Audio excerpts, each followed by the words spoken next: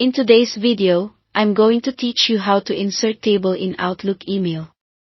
Tables are a great way to organize information inside your message so it's easy to read, perfect for schedules, quick comparisons, or simple checklists. Let's walk through the process clearly so you can choose the method that fits your needs. Start by opening a new email or replying to an existing message.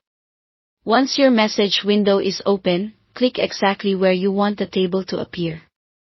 This is important because Outlook will place the table right at your cursor, and moving it afterward can be a bit fiddly. If you're not sure yet, place the cursor on a new line to give yourself a clean space. Next, go to the Insert tab along the top of the message window. This tab collects tools that add content to your email, and that's where the table options live. Click the Table button. When you do, you'll see 3 straightforward ways to create your table: using the grid, using the Insert Table dialog, or drawing a table by hand.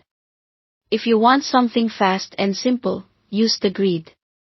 Hover your mouse over the grid to choose the number of columns and rows you need.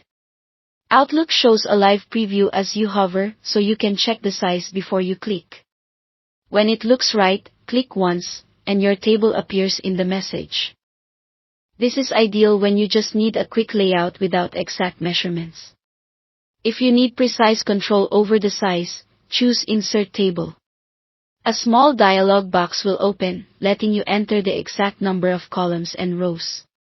Confirm your choices, and Outlook places the table at your cursor. This is helpful when you already know the structure you want and prefer to set it explicitly. If your layout is less regular, select Draw Table. Your cursor becomes a pencil so you can drag to draw the outer border, then draw lines to create columns and rows exactly where you want them. It's especially useful for uneven layouts or when you want different column widths right from the start. Take your time, and if a line isn't quite right, you can redraw to adjust. Once the table is in place, click into a cell and start typing. Keep your text concise for readability, and consider leaving a blank row or column if you want breathing room around the content. If the size doesn't feel right, you can always undo and try the grid, dialog, or drawing method again to get the best fit for your message. Thanks for watching.